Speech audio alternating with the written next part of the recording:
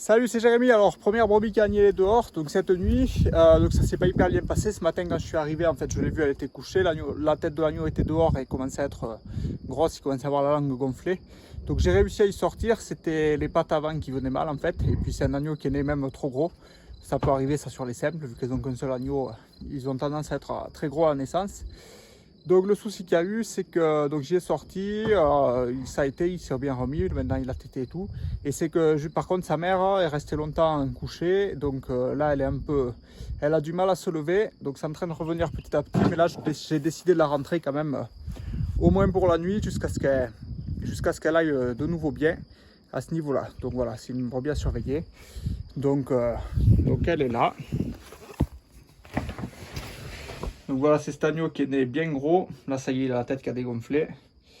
Et c'est cette brebis là qui a un peu du mal du coup là à se tenir au niveau des pattes arrière. Donc ça, c'est quand même faisons forcer pendant très longtemps. Ça peut le faire. Donc comme aujourd'hui il avait fait beau, je l'avais laissé dehors le plus longtemps possible pour voir si ça allait revenir. Là, c'est bien revenu. Maintenant, elle arrive à bien se lever seule. Mais par contre, encore pour se déplacer, on voit qu'elle est fragile sur ses aplombs. Donc je la descends à la bergerie. Au moins, on prend mieux à surveiller. Et puis cette nuit, il n'y aura pas de soucis comme ça. Et donc sinon les autres, là je viens de les passer. Donc il reste encore pas mal d'herbes. Il y a beaucoup de zones comme ça, donc là on est bien, il y a encore de la feuille pour la repousse.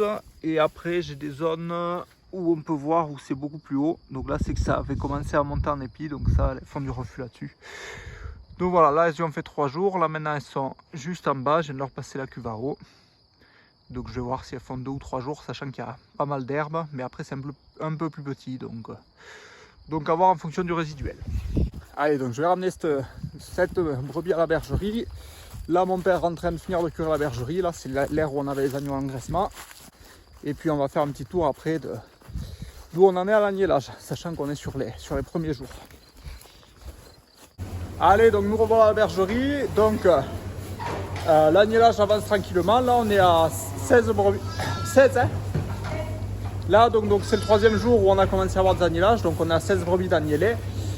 Donc là c'est essentiellement des triples, on a eu 2 simples aussi, donc ça se passe assez bien. Même si là les premières brebis qui agnellent, les agneaux sont un peu petits et les brebis sont un peu maigres, c'est jamais les plus jolis qui naissent en premier. Donc voilà un peu maintenant la bergerie, là ça y est elle est finie d'être curée, donc là on est prêt pour l'agnelage. Donc ici là on a nos agneaux qui sont nés sur le mois de janvier, donc c'est les derniers agneaux qui nous restent. Donc petit à petit, vu qu'on avance toutes les semaines, en fait on va recouper l'air d'un sens, on va ravancer, comme ça on aura plus de place pour les brebis à l'agnelage. Donc sur le lot de janvier on a gardé 55 agnelles, donc on l'a sorti avec les brebis qu'on avait vu dans les vidéos d'avant. Ensuite on en a gardé 18 qu'on a mis dans une autre petite bergerie car elles sont pour la vente en repro, donc là on est en train de bien les préparer. Et après on a vendu donc on a vendu pas loin de 60 mâles là déjà. Donc là c'est la fin qui nous reste. Donc ensuite ça c'est donc une aire de brebis qui doivent agneler. Une autre aire de brebis qui doivent agneler. Là ici on a tous nos castres, donc s'il faut on peut en faire 12 de plus de l'autre côté de la barrière. Donc sachant qu'on en a vidé là 7 tout à l'heure pour en avoir 7 de libre pour ce soir ou demain matin. Si ça agnelle on pourra encastrer. Donc au fond c'est plein. Donc là ça doit agneler. Et ici là on a recoupé.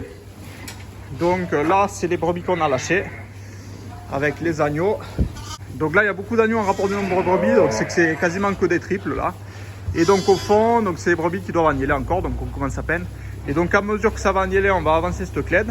Quand on sera à peu près à la moitié de l'air, on la laissera en fixe.